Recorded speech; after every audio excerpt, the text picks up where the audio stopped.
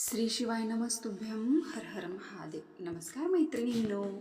बऱ्याच मैत्रिणींना गोंधळ उडालेला आहे की आता गोंधळ म्हणजे यंदा होळी नेमकी कधी आहे, त्याचबरोबर धुलीवंदन कधी आहे. सगळ्यात महत्त्वाचं चंद्रग्रहण आलेले आहे. चंद्रग्रहण होळीला आहे की धुलीवंदनला आहे, मग होळी कधी पेटवायची, असे वेगवेगळे प्रश्न निर्माण झालेले आहेत.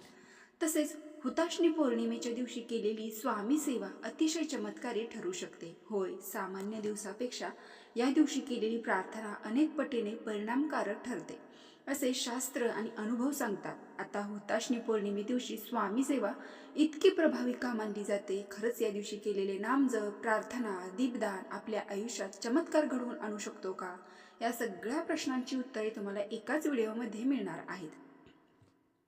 बघा, हिंदू पंचांगातील शेवटचा आणि निसर्गातील परिवर्तनाचा साक्षीदार असलेला फाल्गुन महिना, या फाल्गुन महिन्यामध्येच ही होळी पौर्णिमा असते. हिंदू पंचांगात चैत्र महिन्यापासून सुरू होणाऱ्या वर्षाच्या करायचा फाल्गुन हा 12वा महिना म्हणजे शेवटचा महिना असतो. शिशिर ऋतूचा हा दुसरा महिना असतो. या काळात निसर्ग जुनी पाने गाळून नव्या पालवीसाठी सज्ज होतो. 18 फेब्रुवारीपासून फाल्गुन महिना सुरू झालेला आहे आणि या फाल्गुन महिन्यात पौर्णिमा येते. त्या पौर्णिमेला आपण होळी पौर्णिमा म्हणतो. या होळी पौर्णिमेला सुद्धा निसर्ग जे करतो तेच आपल्याला करायचे असते. होळीमध्ये जुने विचार जाळून टाकायचे असतात, नकारात्मकता जाळून टाकायची असते, सगळ्या निगेटिव्हिटी गोष्टी सोडून द्यायच्या असतात आणि नव्याने सकारात्मकतेला सुरुवात करायची असते. फाल्गुन हा वर्षाचा शेवटचा महिना असल्याने त्यात होळी आणि धुलीवंदन वगळता फारसे मोठे सण किंवा शुभ कार्यासाठी शुभ मुहूर्त नसतात. अनेकदा आपण उपरोहितपणे म्हणतो की आधी उल्हास त्यात फाल्गुन मास म्हणजेच काय, तर शुभ कार्य खोळंबल्यामुळे काही जणांना हा महिना जरा काही अडगळीसारखा वाटू लागतो. पण आध्यात्मिक दृष्टिकोनातून मात्र हा काळ महत्त्वाचा आहे. फाल्गुन पौर्णिमा आणि अमावस्या या दोन्ही तिथींना मनवादी तिथी मानली जाते. मनवंत किंवा मनवादी म्हणजे या तिथीला सृष्टीचा पुन्हा आरंभ झाला असं म्हटलं जातं. या दिवशी शिव आणि शक्तीची उपासना करण्याची परंपरा आहे, कारण साधकाला फलदायी ठरते. फाल्गुन महिन्याची खरी ओळख म्हणजे धुलीवंदन, होळी, रंगपंचमी. होळी म्हणजे वाईट विचार, आचारांचं होळीकेत दहन करून मनातील आडी सोडून देण्याचा सण आहे. श्रीकृष्ण आणि गोपिका गोकुळात भगवान श्रीकृष्णाने गोपिकांसोबत रंग उत्सव साजरा केला, म्हणून या सणाला आध्यात्मिक आणि भावनिक महत्त्व सुद्धा प्राप्त झाले. बघा, हुताशनी पौर्णिमा 2 दिवस आलेली आहे, 2 मार्चला आणि 3 मार्चला. त्याचबरोबर हुताशनी पौर्णिमेला चंद्रग्रहण सुद्धा आहे. हे चंद्रग्रहण या दिवशी वर्षातील पहिलं चंद्रग्रहण असणार आहे आणि हे चंद्रग्रहण भारतात सुद्धा दिसणार आहे. त्यामुळे चंद्रग्रहणाचे सर्व वेदादी नियम आपल्याला सर्वांना पाळायचे आहेत. मैत्रिणींनो, आज आपण या व्हिडिओमध्ये हुताशनी पौर्णिमेला चंद्रग्रहण आल्या कारणाने नेमकी आपल्याला होळी कधी साजरी करायची आहे, त्याचबरोबर हे चंद्रग्रहण होळीच्या दिवशी आलेले आहे की धुलीवंदनच्या दिवशी आलेले आहे, या चंद्रग्रहणाचे वेद आपल्याला कधीपासून पाळायचे आहेत, कारण हे चंद्रग्रहण भारतामध्ये दिसणार आहे आणि गर्भवती महिला, लहान मुलं, ज्येष्ठ मंडळी, आजारी व्यक्ती यांनी वेदादी नियम कधीपासून पाळायचे आहेत, कारण आपल्यासाठी आणि त्यांच्यासाठी वेगळा टाईम आहे. त्याचबरोबर चंद्रग्रहणाचा स्पर्श, चंद्रग्रहणाचा मोक्ष आणि चंद्रग्रहणाचा पुण्यकाळ सुद्धा तुमच्यासोबत मी शेअर करणार आहे. होळी, धुलीवंदन आणि चंद्रग्रहणाबद्दल संपूर्ण माहिती या एकाच व्हिडिओमध्ये मी तुम्हाला मिळून जाईल. त्यामुळे व्हिडिओ हा शेवटपर्यंत नक्की बघावा. आणि सर्वात महत्त्वाचं, चंद्रग्रहण काळामध्ये आपल्याला कोणकोणत्या सेवा करायच्या आहेत हे सुद्धा याच व्हिडिओमध्ये तुमच्यासोबत शेअर करणार आहे. यंदा 2026 मध्ये हुताशनी पौर्णिमा हे 2 मार्च सोमवारी संध्याकाळी 5:55 सुरू होत आहे आणि पौर्णिमेची समाप्ती ही 3 मार्च रोजी मंगळवारी सायंकाळी 5:07 समाप्त होणार आहे.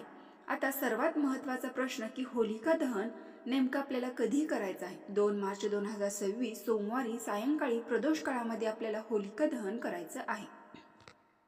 आता तुमच्या मनामध्ये इथे एक प्रश्न निर्माण झाला असेल की 2 मार्च रोजी सायंकाळी 5:55 हुताशनी पौर्णिमा सुरू होत आहे आणि 3 मार्चला सायंकाळी 5:07 समाप्त होत आहे, तर खऱ्या अर्थाने ही होळी आपण उदय तिथीनुसार मंगळवारी 3 मार्चला साजरी करायला हवी. मग आपण 2 मार्चला का साजरी करत आहोत? तर थांबा, तुमच्या या प्रश्नाचे सुद्धा उत्तर आता मी तुम्हाला देते. कारण की 3 मार्चला प्रसूती ग्रहण चंद्रग्रहण आहे, म्हणजे हे चंद्रग्रहण आपल्याला भारतामध्ये सुद्धा दिसणार आहे आणि याचे सर्व वेदादी नियम सुद्धा आपल्याला पाळायचे आहेत. आणि या 3 मार्च रोजी प्रदोष काळ सुरू होण्यापूर्वीच हुताशनी पौर्णिमेची जी तिथी आहे ती समाप्त होणार आहे. म्हणून धर्मसिंधू या ग्रंथामधील वचनानुसार होलिका दहन हे आपल्याला 2 मार्च रोजी सोमवारी प्रदोष काळामध्ये करायचं आहे. त्यामुळे चंद्रग्रहणाचं होलिका दहनासाठी कोणताही अडथळा येणार नाही, कारण चंद्रग्रहण आहे ते 3 मार्च मंगळवारी असणार आहे आणि याच दिवशी धुलीवंदन आहे. म्हणजे धुलीवंदनच्या दिवशी चंद्रग्रहण आलेले आहे. हे चंद्रग्रहण भारतात दिसणार आहे. त्यामुळे आपल्याला या ग्रहणाचे सगळे वेदादी नियम सुद्धा पाळायचे आहेत. हे चंद्रग्रहण 3 मार्चला दुपारी 3:20 सुरू होईल आणि 3 मार्च रोजी संध्याकाळी 6:46 संपणार आहे.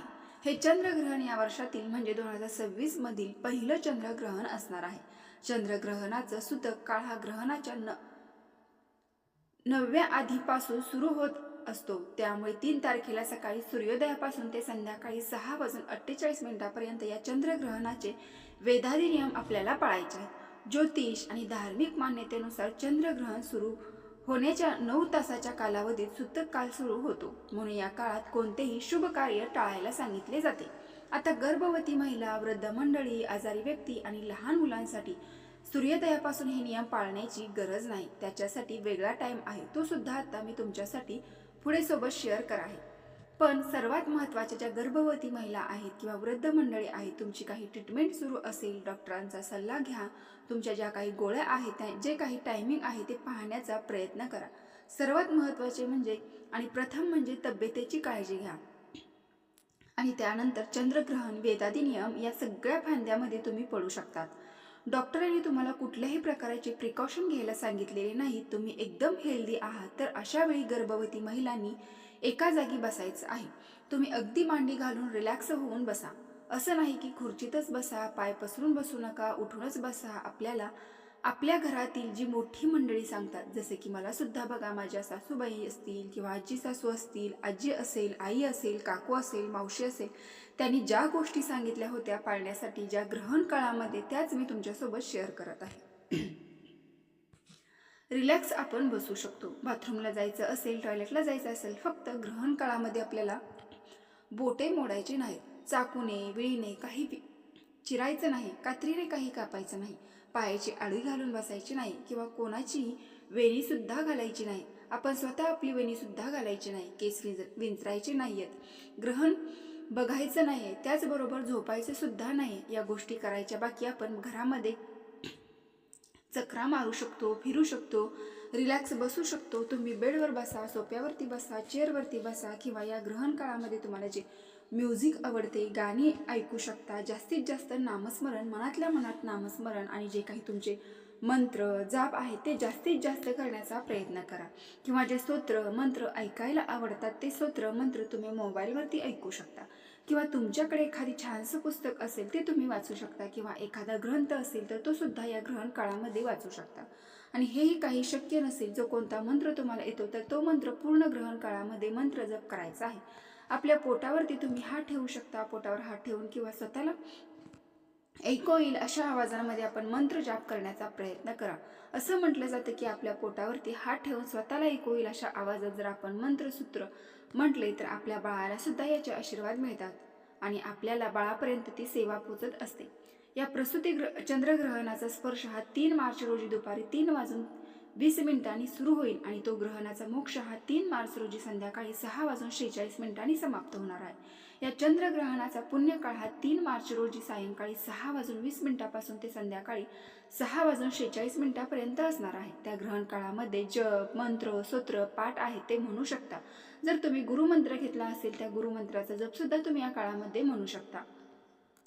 तुम्हाला जर एखाद्या मंत्र सिद्ध करायचा असेल तोही तुम्ही या ग्रहण काळामध्ये म्हणू शकता. किंवा तुम्हाला मोबाईलवर ऐकायला आवडत असेल तर तेही तुम्ही ऐकू शकता. तसेच घरात टीव्हीवर, मोबाईलवर मंत्र स्तोत्र लावून ठेवा, म्हणजे सर्वांच्या कानी ते पडतील आणि आपल्या घरामध्ये मंत्र स्तोत्र जे ध्वनी आहे ते उच्चार आहे ते पसरतील आणि त्यामुळे घरातील वातावरण सकारात्मक राहील, प्रसन्न राहील. ग्रहण काळात आपण जे शिजवलेले अन्न आहे ते साठवलेले पाणी आहे त्या सर्वांवर तुळशीपत्र ठेवायचं आहे. आपल्या पौराणिक ग्रंथामध्ये असे म्हटले आहे की तुळशी इतके पवित्र काहीही नाही, म्हणून प्रत्येक साठवलेल्या वस्तूमध्ये आपल्याला एक तुळशीचे पान ठेवायचे आहे.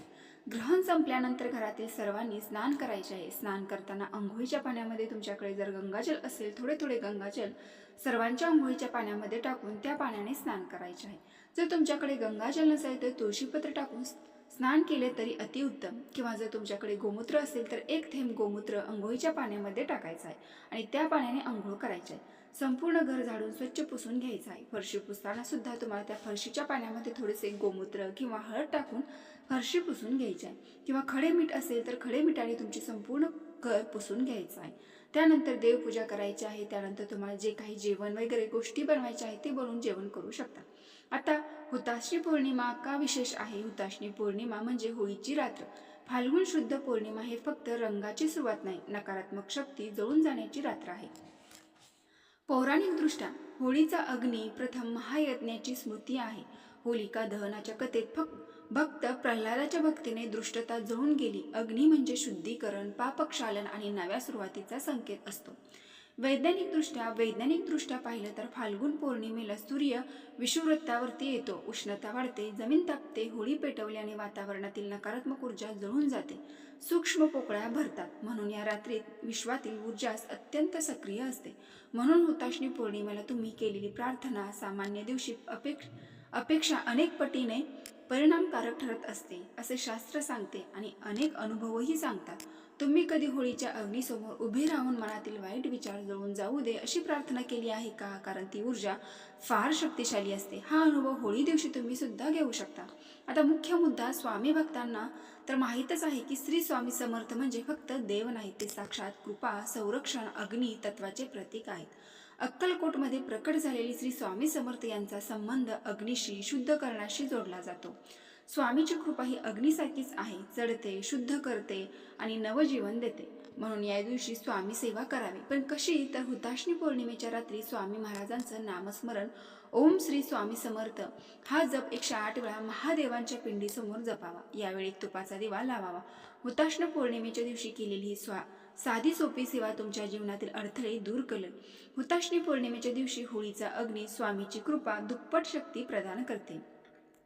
स्वामी स्वतः म्हणतात, भक्तांची श्रद्धा हाच माझा बळ आहे. त्या रात्री शुद्ध अग्नीसमोर व्यक्ती केली तर चमत्कार घडतो. तसेच त्याचवेळी होळीची थोडीशी राख कपाळाला सुद्धा लावा. ही राख संरक्षण कवच मानली जाते. तर मैत्रिणी, तुम्हाला या व्हिडिओमधून चंद्रग्रहण, होळी संदर्भात संपूर्ण माहिती मिळालेली असेल. पण तरी सुद्धा अजून काही प्रश्न असतील खाली कमेंटमध्ये विचारू शकता. नक्कीच त्यांची उत्तरे देण्याचा मी प्रयत्न करेन. तर मैत्रिणींनो, व्हिडिओ पूर्ण माहिती आवडली असेल तर आपल्या चॅनलला नक्की एक लाईक करून कमेंट बॉक्समध्ये हर हर महादेव टाईप करा. धन्यवाद.